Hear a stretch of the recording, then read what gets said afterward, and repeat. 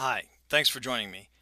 My name is Alex Cowan. I founded and run a software company called Leonid Systems. And I'm also the author of Starting a Tech Business, which was published in April by Wiley. Starting a tech business is about bringing your ideas to life, and that's what we're going to talk about today. Let's talk about you for a minute. I've made a couple assumptions about you, the audience. Hopefully these are true and you don't get bored. First, I'm assuming that you have the desire to learn about launching new ideas. Second, I'm not assuming that you have any background in software development. It doesn't hurt, but it's not required for what we're going to do here. And third, I'm assuming that you want to take action and work on new ideas. And that means you want to walk out of here with techniques that you can sit down with and apply tomorrow. We're going to cover four primary areas: ideation, organization, planning, and development. Ideation is the process of pulling together the conceptual basis for your product or service. I'll use product to mean both. Back then, you had a lot of self-love around the ideation process. Your idea was your baby.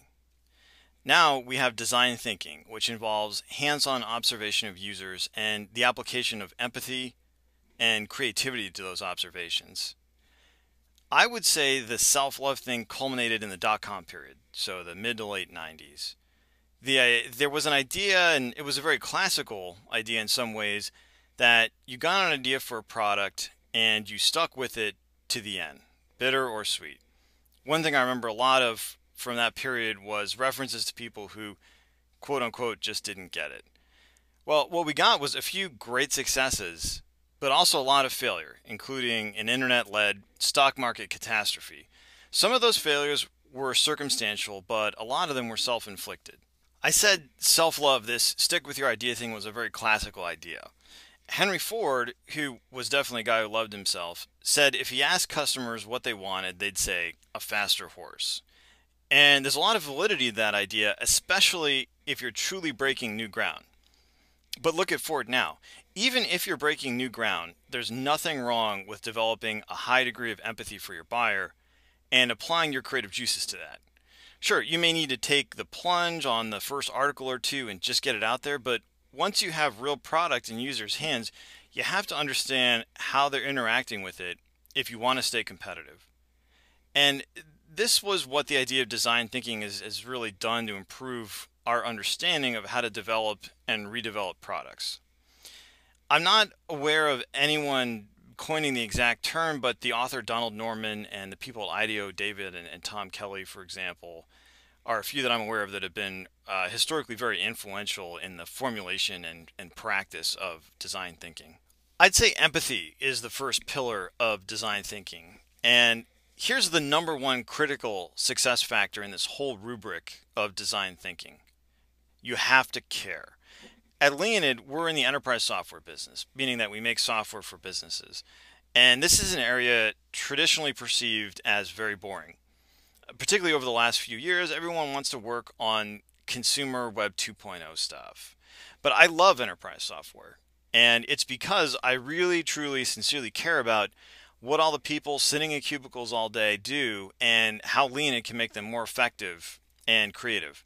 And that's helped us a lot at Leonid, and we make sure to hire and develop people that feel that way. The woman in this photo is a seamstress. She's at a sewing machine, but the classical seamstress spends a lot of time with scissors and needs a high degree of control over them for close work.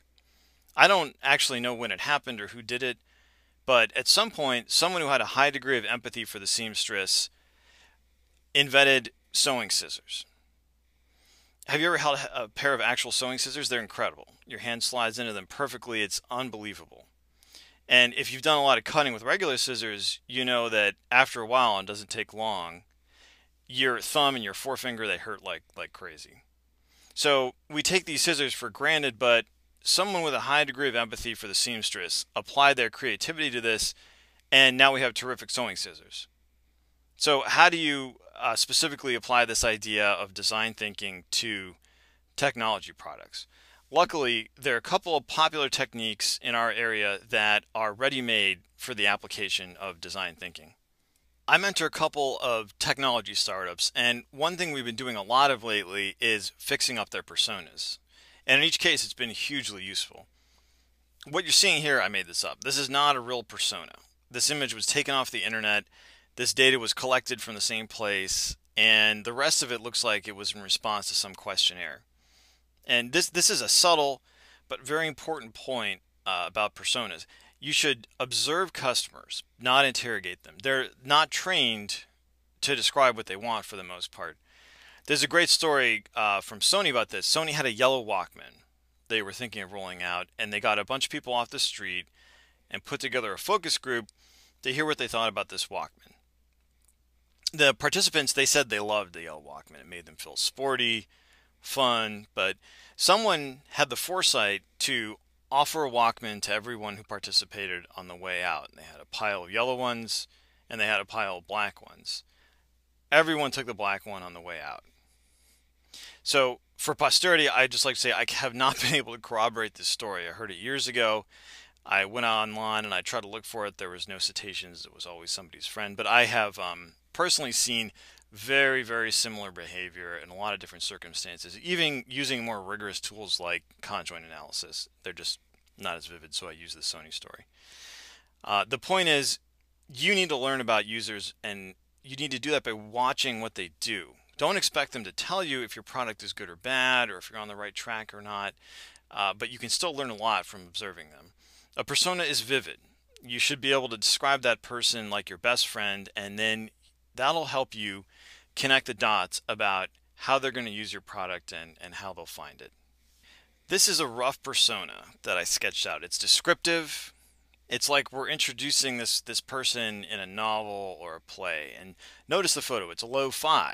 I took it out in the field with my iPhone, and that's where you need to be, out in the field, when you're collecting the data to create personas. You can't be in an office. It's really, really important to get out there and really see these people, talk to them, see what they do that's relevant in your area, and that's how you develop your personas. Once you know your users through personas, you can start telling stories about them. A story is not just a statement about one of your personas. A story has a very specific syntax, which you can see near the arrow above. As a persona, I want a Y so that I can Z. Okay, so it's obviously important to describe what the persona wants to do. Why? Everybody gets that. But Z is often missed, I find, and it's actually one of the most important, because when you formulate a story, Z makes you say why the user wants to do what you say they want to do. And Z is really what so much of this is about, stepping back and figuring out why you think you're right. If you haven't used them, the idea of doing engineering around stories might seem a little unstructured, but they're actually very robust, and in fact they have a structure within themselves.